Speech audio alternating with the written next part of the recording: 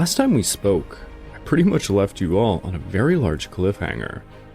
We had begun with the Japanese invasion, going further into Burma, where Brigadier Smythe tried to persuade his superiors to allow the 17th Division to retreat to the Sitang River, only to be refused. Then when his forces finally were given permission, it turned into an absolute disaster, leading many of the 17th Division left on the wrong side of the river, as its bridge was destroyed. Then, the Japanese seized the Dutch and Portuguese-held colony of Timor, the last Dua of Java. Having surrounded Java completely, the Japanese then sent a colossal invasion force to take the crown of the Dutch East Indies. ABDA had fallen apart. Wavell abandoned it, leaving Helfrich and Dorman the ultimate task to attack the IJN invasion force and save Java. Now we will conclude what is known as the Battle of Java Sea. This episode is the fall of Java.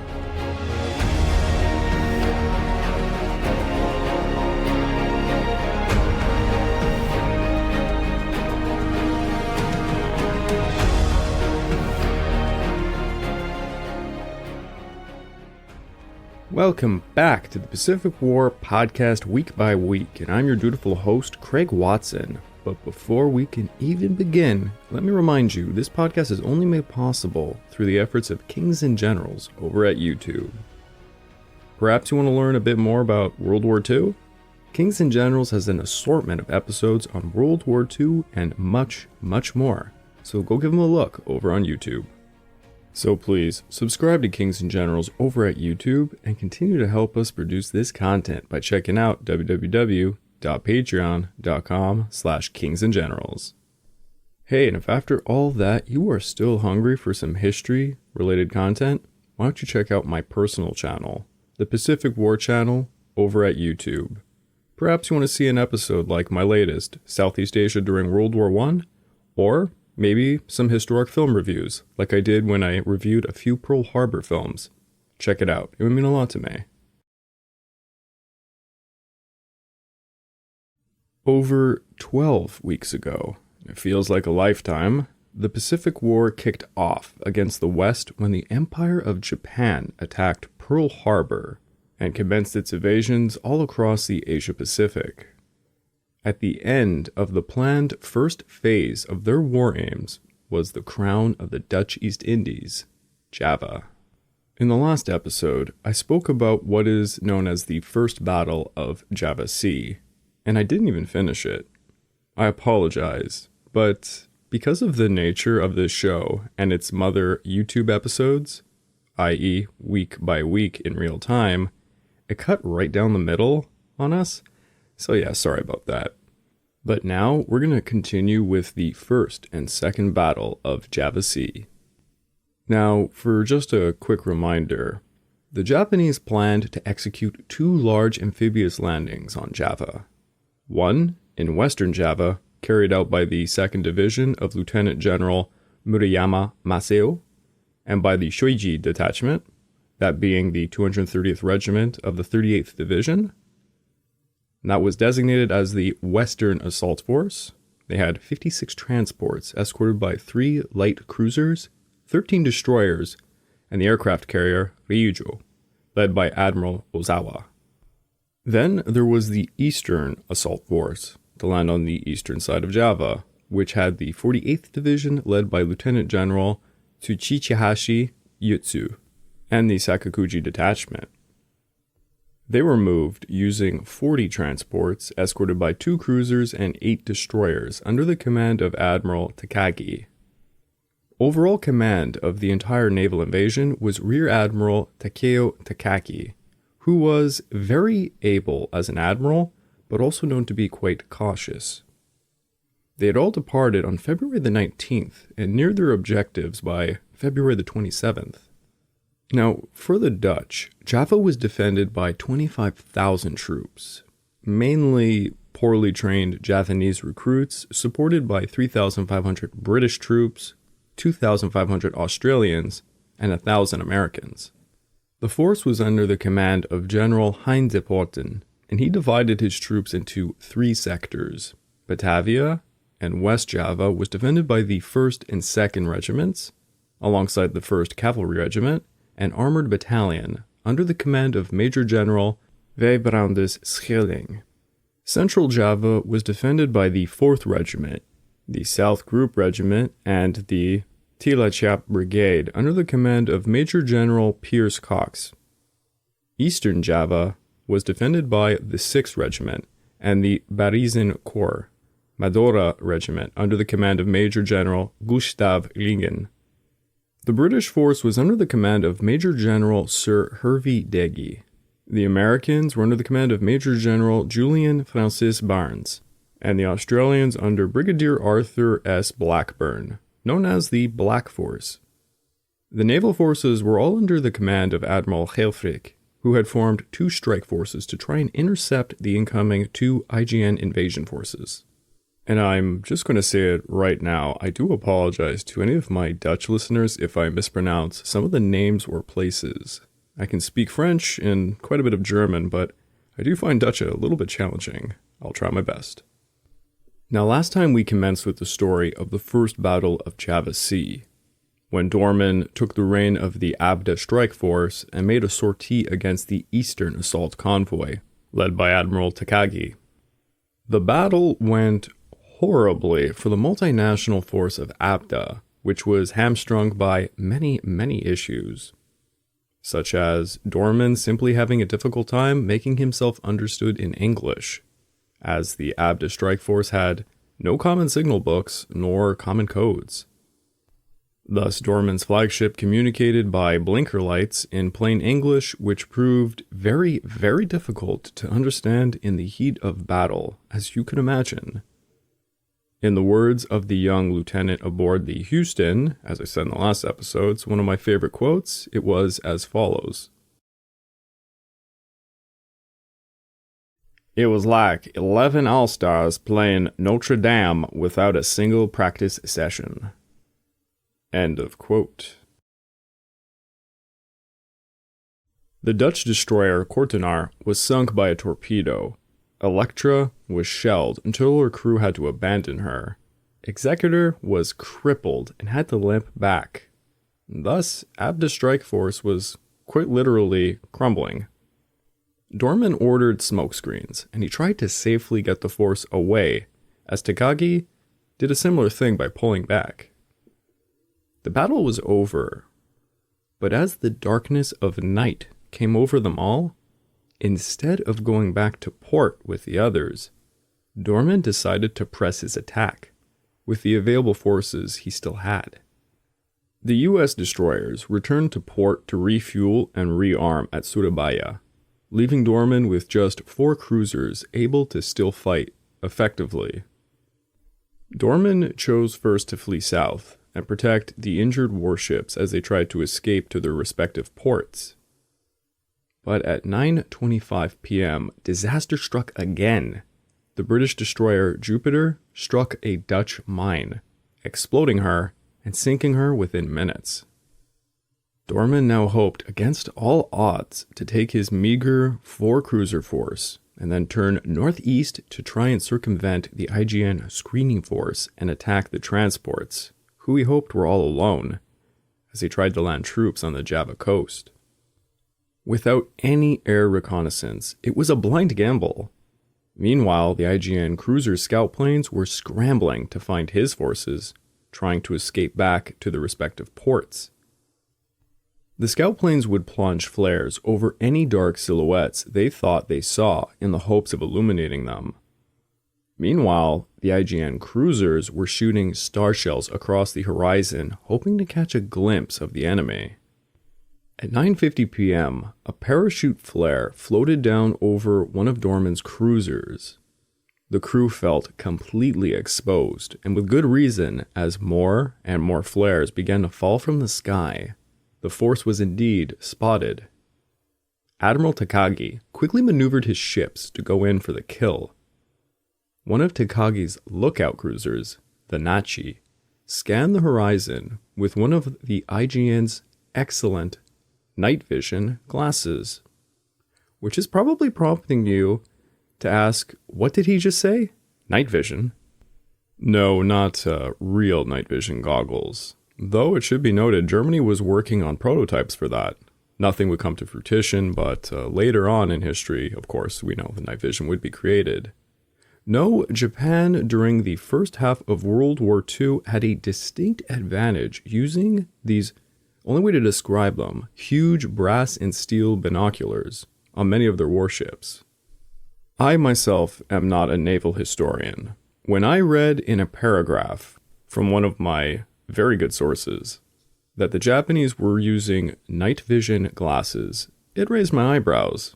So I had to go down the rabbit hole to really see what exactly they were talking about. So as I said, these huge brass and steel binoculars that were on many other warships, they were often large enough to fit a human head inside, with lenses that absorbed up to 980 times more light than the human eye, offering a view of objects up to 20 miles away. Many of these were built by the Nippon Kogaku Company, a supplier that later became Nikon, the camera company we know today. On top of the excellent binoculars, the IJN trained specifically for night combat, both for tactics, but also for using equipment. Japan chose its spotters very carefully and selected those who had the best vision, including best vision at night. Crews were drilled to use searchlights or flares dropped from spotter planes to illuminate targets, and then gun crews would time their salvos to march the splashes and zero in on targets. Crews aboard destroyers and cruisers were also trained in nighttime torpedo tactics, as we have already seen quite a few times. The Type 93 long-lance torpedo proved to be one of the IJN's deadliest night weapons. Before the widespread introduction of U.S. fire control radar and tactics doctrine to exploit it, this night fighting training was a crushing tactical advantage for the Japanese. During the 1930s and 1940s, while the US and Britain focused on developing radar technology, the Japanese largely ignored the new technology. Not completely, mind you, they were developing it. But they believed in the superiority of their optics using binoculars, which led them to think they didn't really need radar at the beginning of the war. Until mid-1943, the trained Japanese lookouts on just a decent starry night could spot an American warship equipped with radar before a blip appeared on its radar screen. But eventually, as American search radars got better and better, they would begin to outsee the Japanese night binoculars, and thus radar proved to be the real cutting-edge technology of naval warfare during the Pacific War.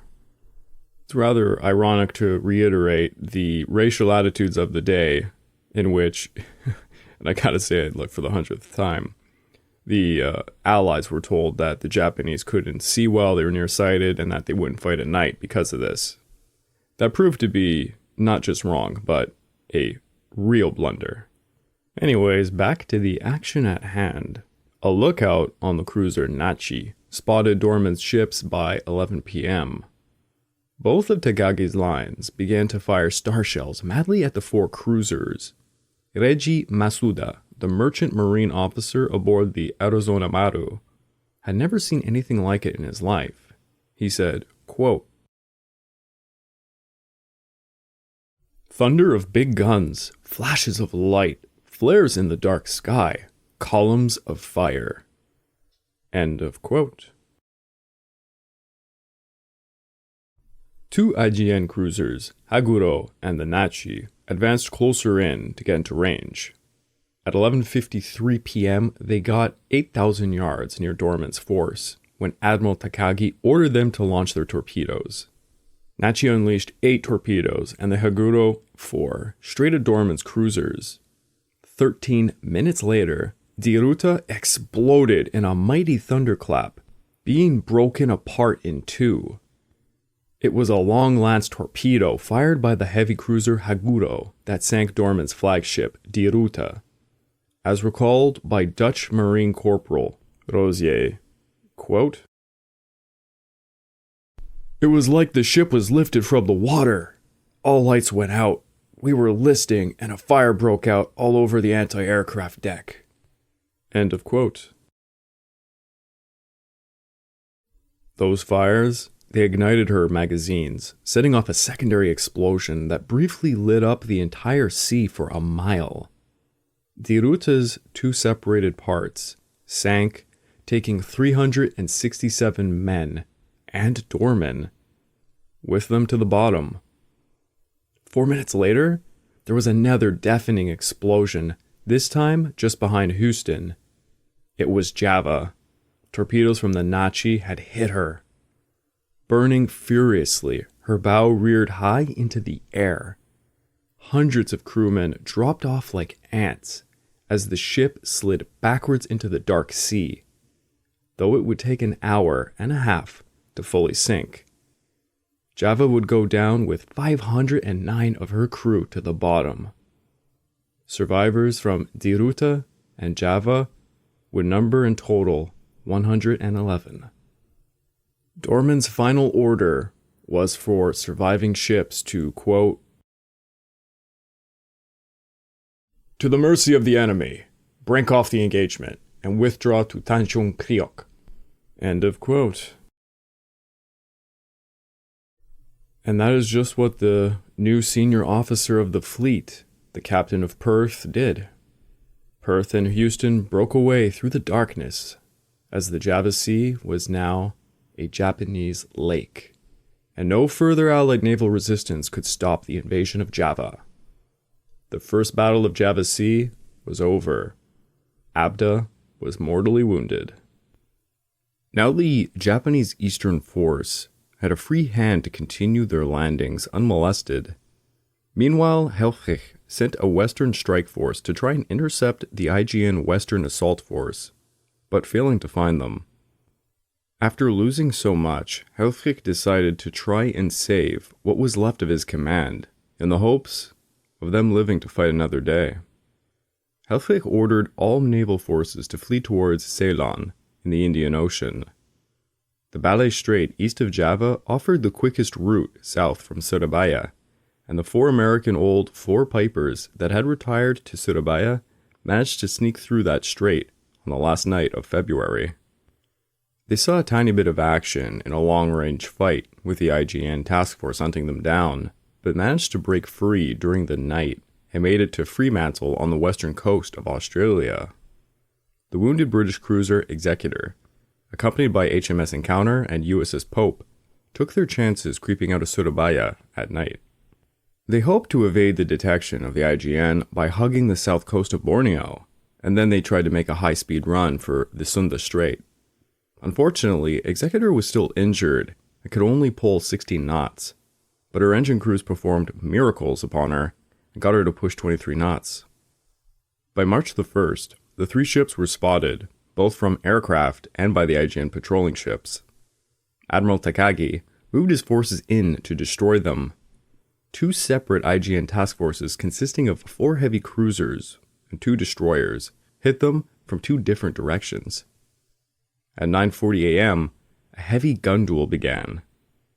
Pope and Encounter tried to lay smokescreen down to protect the Executor, but the gunfire was simply too intense.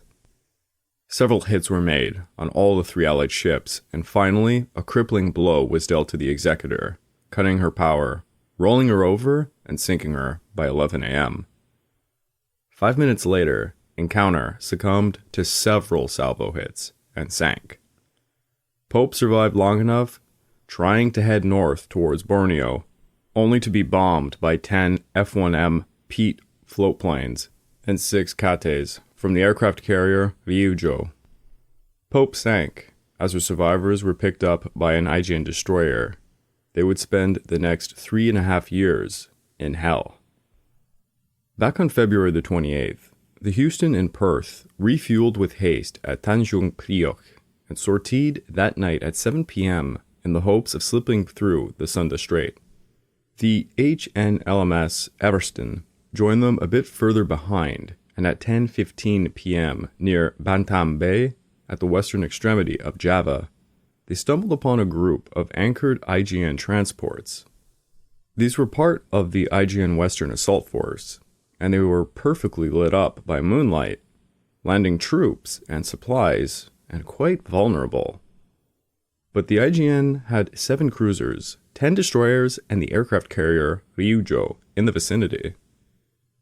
Houston and Perth began to open fire on the transports, and only one IJN destroyer was close enough to try and stop them. Soon, the other IJN warships rushed to the scene after witnessing the salvos. 3 IJN cruisers and 9 destroyers fired over 87 torpedoes, and very haphazardly. There was absolute mayhem caused by the IJN destroyers' smoke screens going off, and the 12 IJN ships tried to converge on the Allied warships all simultaneously. Several torpedoes overshot the Houston and Perth, hitting the IJN transports in the background. The Houston and Perth watched hopelessly as they were quickly surrounded by the IJN warships from all directions, which poured shells everywhere around them. Then Japanese aircraft began to circle overhead to add insult to injury. The last moments were recalled by Commander A.L. Mayer on the Houston, who said, quote,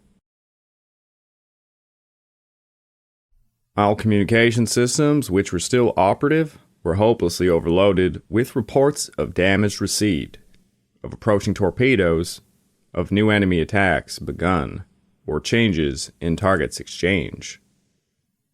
End of quote. The American and Australian ships dished out as much punishment back as they could in an extremely unequal exchange of salvos. Yet, in the brawl, Japanese ships were getting hit by their own friendly fire. They had fired too many damn torpedoes in a relatively small kill zone. Over 4 IJN transports and a mine layer at Batan Bay were sunk by these torpedoes, including the Ryujo Maru, the headquarters ship of General Imamura, commander of the 16th Army. At the ripe age of 55, fully armed, General Imamura swam around the oil-covered waters in his life jacket until he was rescued around 4:30 a.m. When he would finally get ashore, his face was covered in black oil, and once seated upon a pile of bamboo, he allegedly said out loud, "Congratulations on the successful landing." End of quote. For those of you who know your history of the Pacific War and the relationship between the IJN and the IGA, there's some dry humor in there. Anyways, at midnight, the Perth took a direct hit from an 8-inch shell, followed by a torpedo under her waterline. She sank very quickly from these wounds.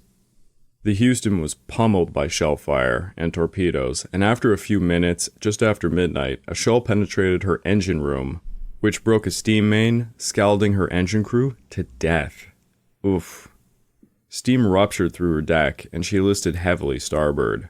By 12:25 a.m., Captain Rooks ordered the crew to abandon ship, and shortly after that, Houston was struck directly in the bridge, killing the captain. She rolled onto her side, and by 12:45, she sank to the bottom. 307 crew of Perth and 368 of Houston were picked up by the Japanese and would languish in prison camps for the remainder of the war. The destroyer Everston, which had followed the 2 cruisers, had caught up to them and then saw the battle from a distance, being unable to make much of a difference. Everston attempted to escape along the coast of Sumatra, but ended up getting spotted by Japanese destroyers Murakumo and Shirakumo and had to run aground. The Allied ships remained on the south coast of Java at Tjilatjap, and they were ordered by Helfrich to try and escape, and some managed to do so, but others, like the destroyer Edsal and the oilers Pecos, were attacked by Choichi Nagumo's carrier planes. Thus, this concluded what is now known as the Second Battle of Java Sea. The ABDA fleet was all but annihilated. 10 ships were sunk, 2,173 sailors were dead. Not a single Japanese warship had been sunk in the defense of the Malay Barrier, which itself was now broken. The immediate aftermath of the naval battle was met with a ton of criticism of the Dutch commanders, though none doubted their courage. One skipper on an American destroyer that escaped to Australia said of Admiral Dorman, quote, that he lacked a firm grasp of tactics and communications, but that the Dutch fought with unfaltering courage and dogged determination. They went to their deaths with a grim foreknowledge. End of quote. Admiral King said of the Java Sea campaign, quote, it was a magnificent display of very bad strategy. End of quote. Now I'm going to speak in depth about a campaign that often goes completely unnoticed in all Pacific War literature, that of the invasion of Java. As I began writing this one, I myself became quite frustrated, as most of my own sources sum up this invasion with a single page. I am not kidding. I won't lie, it's a nightmarish campaign to tell in a podcast format, as it involves something like 50 towns being captured simultaneously by dozens of smaller Japanese units. It will be quite a bit jarring, to say the least, for those who are unfamiliar with the geography, but I'm going to do my very best to try and make it cohesive. Not to mention, I will do my very best to pronounce a lot of these towns' names accurately. It's going to be pretty difficult, this one. I do my best, people. But basically, think of it this way. When I speak about all of these different Japanese units hitting numerous towns, they are all attacking the outside, the external part of the island, while marching further and further inlands towards three main targets. Those three main targets are Bavia, Surabaya, and Tjilatjap. So by 4 a.m. on March the 1st, despite being smashed by their own torpedoes, most of the bulk of the landing forces at Batan Bay safely got ashore. Even poor General Imamura. General Imamura wanted to concentrate his actions against the main ABDA forces located around Batavia in western Java, while his crack 48th Division that had devastated MacArthur's men in the Philippines landed in East Java at Kragan, some 40 miles west of Surabaya. The forces in the west were the 2nd Division, which divided itself into 3 detachments. The Nasu detachment, commanded by General Nasu Yumyo, would march on Rangkas Bitung between Batavia and Bandung. The Fukushima detachment, commanded by Colonel Fukushima Kiyosaku, would march on Mount Merak and Merak Island before advancing towards Batavia. Last, the Seito detachment, commanded by Colonel Hanshichi Seito, would march along the coastal roads through Bantam and Tangerang towards Batavia. Without any air or naval support, General Deporten planned a fighting withdrawal from the 4 defensive areas in the important cities of Batavia, Surabaya, and Tjilatjap. Most of his best forces were concentrated in the western sector and would fight until they were pushed into Batavia. The Nasu detachment managed to overwhelm the Dutch forces at Merak, Silagang, and Serang before getting to Rangkas Bitung by dusk, forcing the Dutch to withdraw to Bandung. The Fukushima detachment managed to hit Serang, and Seito's detachment hit Bantam. Meanwhile, the eastern forces suffered some aerial bombardment, although it was not enough to stop the 48th Division and the Sakaguchi detachment from landing at Kragang and successfully capturing Rembang at the Sipu oil field. From there, the 48th Division attacked Surabaya and the Sakaguchi detachment attacked Tjilatjap. The Shoji detachment landed and divided into 2 battalions, one which marched towards Kalijiatsi airfield and the other marched on Kwawang Bridge over the Sitarum River. The force that marched on Kalijiatsi airfield were engaged and driven off 4 times by Dutch defenders, but would eventually capture the airfield by midday.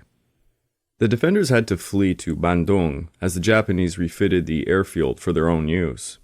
Yet despite their success at taking the airfield, Hein de Porten immediately ordered 500 Dutch units in armored vehicles to counterattack them, giving them a hell of a hard fight. The Japanese would go on to execute 80 of the surrendering British and Dutch troops in reprisal for this action. The Sakaguchi detachment was only able to take Bora by nightfall.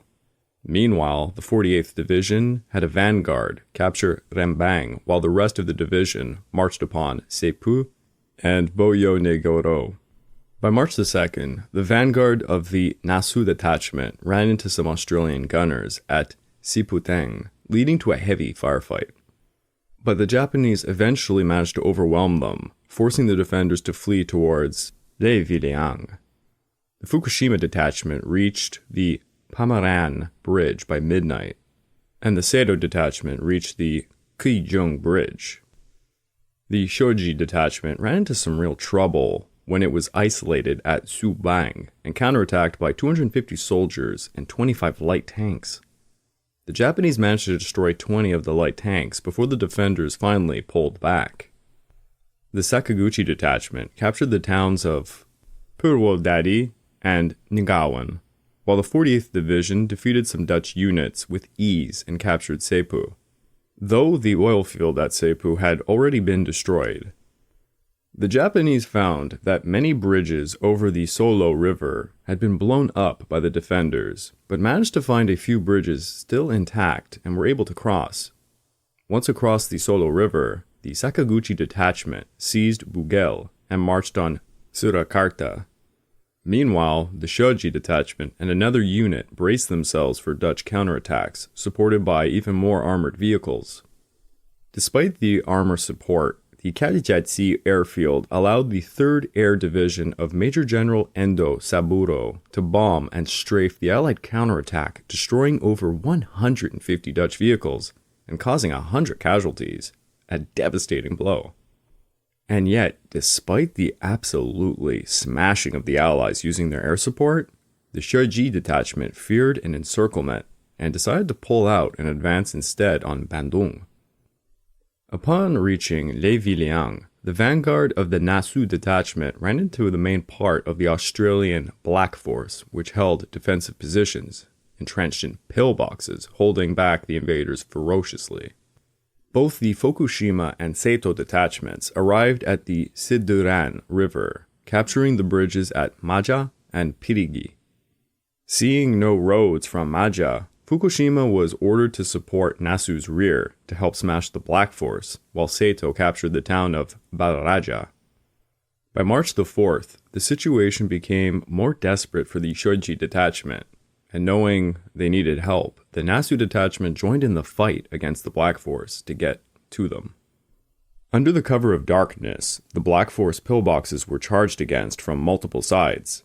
The Australians gave fierce resistance, inflicting heavy casualties, but were eventually surrounded and had to withdraw towards Buitenzorg. Shoji then assaulted Bandung, being supported by the 3rd Air Division now. The Sakaguchi detachment launched a large assault on Surakarta, taking it by March the 5th. Sakaguchi also sent a vanguard to hit Boyo-Lali. Sensing the defenses to be weak there, the vanguard not only managed to take Boyo-Lali with ease, they also continued towards Jogjakarta, seizing the town by dusk of the same day. The defenders were retreating everywhere the Japanese attacked, and it seemed that the Sakaguchi detachment decided to closely pursue them until the main objective was taken, that being Tjilatjap. A large garrison at Magalang surrendered because the garrison's commander assumed he was being attacked by the main Japanese force, though it was just a detachment, and that said commander then ordered the surrender of Semarang and Ambarawa. After occupying these towns, the Japanese continued to march towards Purbalingga, reaching it by March the 8th. Meanwhile, the 48th Division had crossed the Solo River, and its vanguard, the 47th Regiment and the 4th Tank Regiment, assaulted a Dutch unit at Karuban, chasing them all the way to Kertosono. At Kertosono, they engaged in a battle with 1,000 defenders, defeating them and taking the town, and the nearby town of Kederi. In the west, while departing from Balaraja in the morning of March the 6th, the Seto detachment discovered that many Dutch forces were retreating when engaged and tried to advance with haste through Tangerang to finally hit the capital of Batavia by dusk. Lieutenant General Masao Murayama's 2nd Division had taken all the key airfields that gave some defense to the capital. Batavia was enveloped, and during the night of March the 6th, the Japanese entered the colonial capital without any real opposition. Maruyama's 2nd Division then moved on towards the next major central Javanese city, that of Bandung. But unbeknownst to the 2nd Division, Shoichi had already sent a smaller unit southwards, to Seatter. There the invaders fought a defender stronghold which held many pillboxes across 2 lines of defense. At the end of a very bloody day, the pillboxes were taken with the help of the 3rd Air Division, and the next day, a Japanese unit hit the Seatter Pass. There, Major General Jacob Pesman and around 9,000 soldiers defended a very thick jungle which held many pillboxes and other entrenchments. Under a thick fog, the Japanese charged all at once upon the defenders, taking them by complete surprise and causing a rout. Although there were some notable rearguard actions, in general, the Dutch retreat descended into a chaotic flight. C.W. de Jong recalled, "The retreat of the KNIL troops from Porong and Bantakan was a complete stampede. Panic without any organization.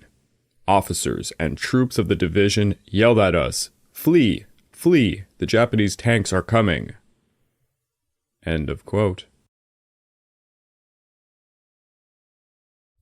With news of Shoji's attacks on March the 6th, the Seto detachment was sent to reinforce Kyarijatsi, and at the same time, the Nasu and Fukushima detachments were assaulting Buitenzorg. To the east, the 48th Division captured Mojokerto and sent a vanguard against Porong, while the rest of the division began to encircle Surabaya. The Japanese quickly broke through the Dutch defenses, and by the afternoon, they took Porong.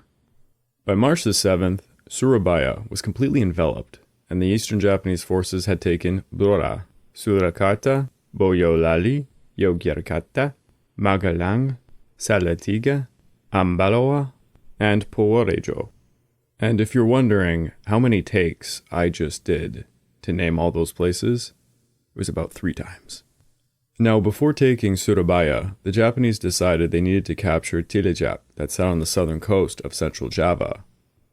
It was suspected by the Japanese that this port city would be used to evacuate the remaining defenders to Australia at the very last moment. Major General Yitsu Tsuchihashi led his triumphant 48th Division into Tjilatjap on March the 8th. The following day, Major General Pierre Cox surrendered his forces at the nearby town of Wangan. By then, the fight had really gone out of the Dutch. Lieutenant Colonel Humphreys had noted, "The determination and morale of all ranks was of the highest order. The Dutch commander could not, however, be persuaded.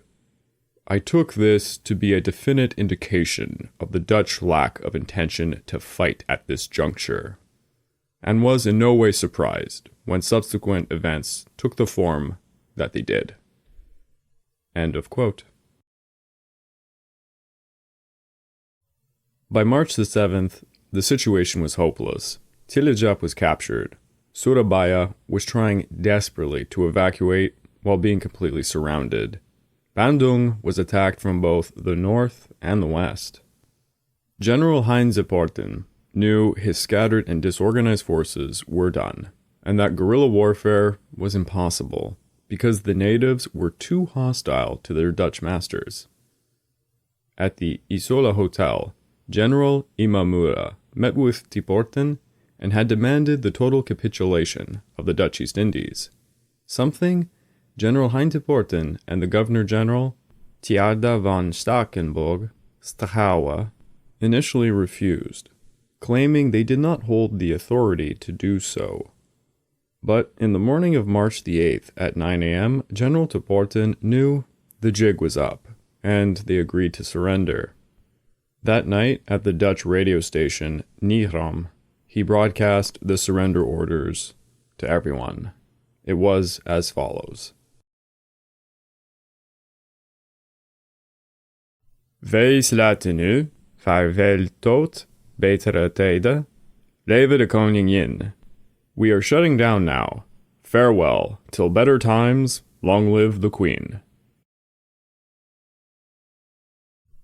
General Pesman, who was commanding the defense of Bandung, met with Lieutenant General Imamura that afternoon and also surrendered his forces. Across Java and the Dutch East Indies, many Allied units that still resisted would also decide to surrender.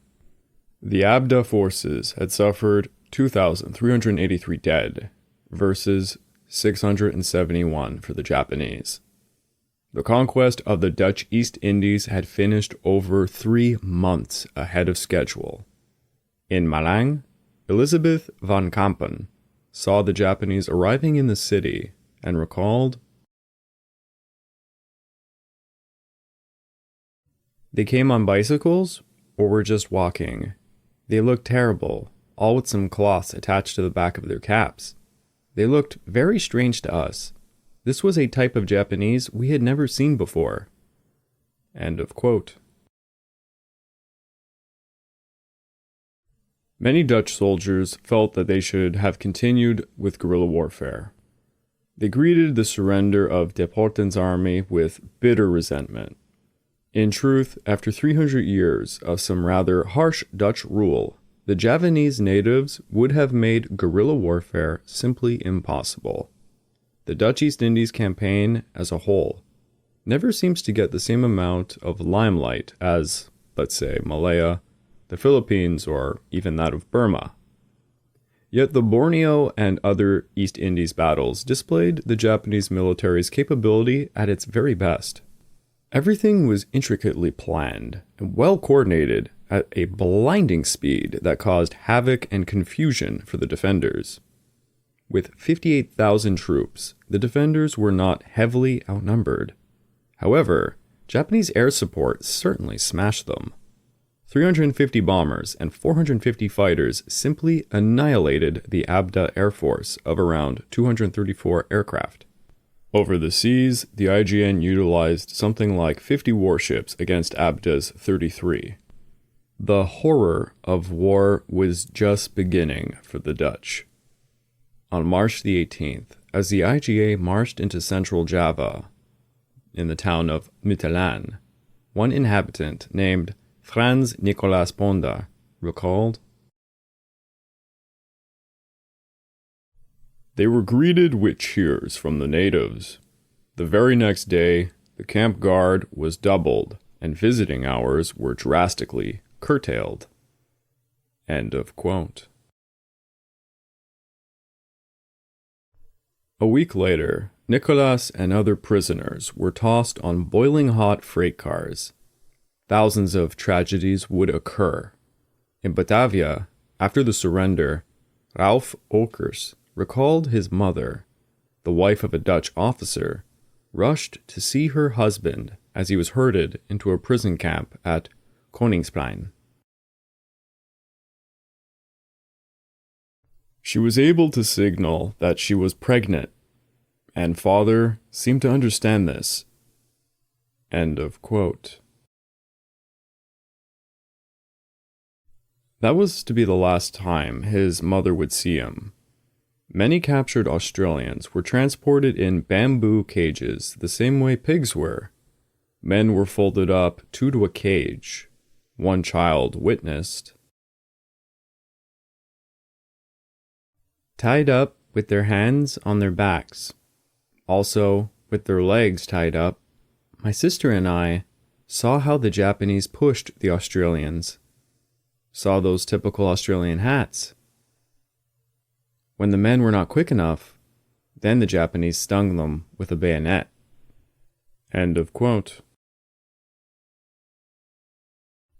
Those who were lucky enough made it into the prison camps, but many died from heat and asphyxiation.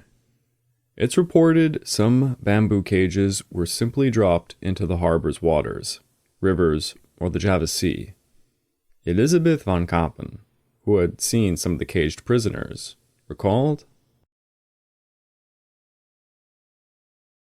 "Up till today, I can still hear the harsh voices of these poor men crying and screaming for help and for water." End of quote. For many months, life went by in the towns without much Japanese intervention.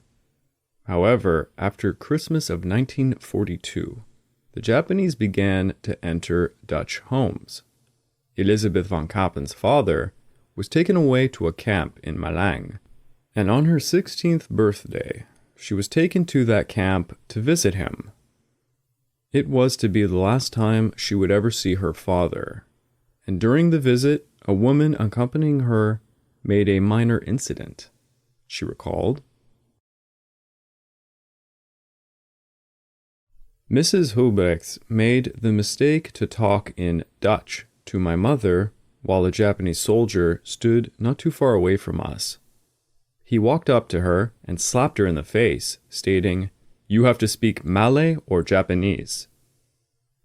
End of quote. The following year, Elizabeth, her sister, and mother were all taken to Banyu Biru prison. For Dutch troops arriving in an assembly camp outside Surabaya, the brutality began quite early. Frans Nicholas Ponda recalled during a roll call, quote, "A Jap commanded us in Japanese. Nobody understood what he said. Attention, right face, count off, etc. All in Japanese. The first blows soon fell. It was advisable not to attempt to ward them off, because they would soon be followed by numerous kicks and thrusts with the butt of a rifle. Blood of the first victim flowed freely, and we learned the first Japanese cuss words, bagero and canero." End of quote. Frans would later be sent on a cargo ship to Singapore's Changi prison, where many of his colleagues died of dysentery en route and were simply tossed overboard. Apart from some mop-up operations, Japan's conquest of the oil-rich Dutch East Indies was complete by March the 8th of 1942. What had the Japanese Empire gained? ABDA Command had destroyed most of the oil wells, storage facilities, and refineries, putting a hefty brake on Japanese oil production. Post-1942, Dutch East Indies and Borneo never regained the annual production of 65 million barrels of oil that it was achieved in 1940. Japan lacked technicians and specialized oil industry technology and equipment. Nevertheless, 4 million barrels per month, making 48 million barrels per year, should, on paper, have provided the Empire of Japan with enough oil to cover its needs without the empire having to resort to strategic inventories. In theory, combined with Southeast Asian production and the synthetic domestic production in places like Manchuria, this all should have easily supported Japan's needs. Japan estimated it needed around 44 million tons, of which 24 went to the IGA and IGN. However, oil production to Japan never exceeded 1.4 million tons per month, and in 1943, 1 year's production amounted to 13.5 tons. Why was that? While the oil was there simply was not enough tankers to move it.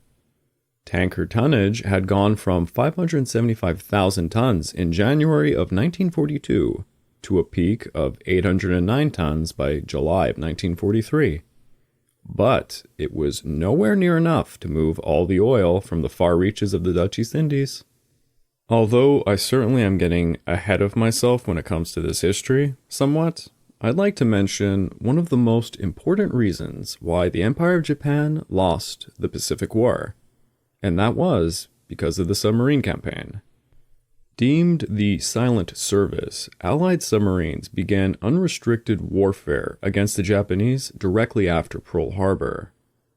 The US knew Japanese merchant shipping lanes were its lifeblood. It's an island nation after all. During the first half of the Pacific War, submarine warfare was largely ineffective. There were a ton of reasons as to why, like submarine commanders having the false belief that they were extremely vulnerable to aircraft and should be used primarily in scouting roles. Then there was the Achilles heel of so many stories I have told, the faulty Mark 14 torpedoes of the United States. But after 21 grueling months, the US Navy finally made alterations to the torpedoes, which greatly improved the deadliness of their submarine forces. Throughout the war, US codebreakers managed to decipher the IJN's sailing dates, their speeds, routes, and convoy information, unbeknownst to the Japanese. In 1942, US subs sank 180 IJN ships for a total of 725,000 tonnage. In comparison, German U-boats were smashing the Allied shipping for 6 million tons that year. In 1943, the US began to adopt the German Wolfpack strategy, and by the year's end, 22 IJN warships and 296 merchant ships would be sunk, alongside 1.5 million tonnage. By the end of the war, the US submarine force would sink roughly 200 IJN warships and 1,300 merchant ships. The island nation of Japan was simply starved out. I hope later on in the series, perhaps when we're talking about 1944 or even 1945, I will be able to make some YouTube episodes or podcasts highlighting the submarine warfare during the Pacific War, as to this very day, it's a story largely untold. But saying all of that, we are now done. The Java Sea battles and that of the Java campaign. I would like to take this time to remind all of you that this podcast is only made possible through the efforts of Kings and Generals over at YouTube. Please go subscribe to Kings and Generals over at YouTube and continue to help us produce this content by checking out www.patreon.com/kingsandgenerals. And if after all that you are still hungry for some history content, why don't you give my personal channel a look over at the Pacific War channel at YouTube. I'd like to take the time to mention that after hearing so many questions and comments from those in the community of Kings and Generals, I decided to make a few episodes that answered those very questions. So please, on my YouTube channel, go check out What If Japan Attacked the Soviet Union during World War II. I think you'll like it. The Empire of the Rising Sun had achieved one of its main objectives of the Pacific War, securing the resources of the Dutch East Indies to supply its war machine. This also marked the end of the ABDA defense in the Dutch East Indies and the collapse of the Malay Barrier. The Indian Ocean and approach to Australia was now open to the Imperial Japanese Navy. The Japanese expansion would continue in the following week, so join us next time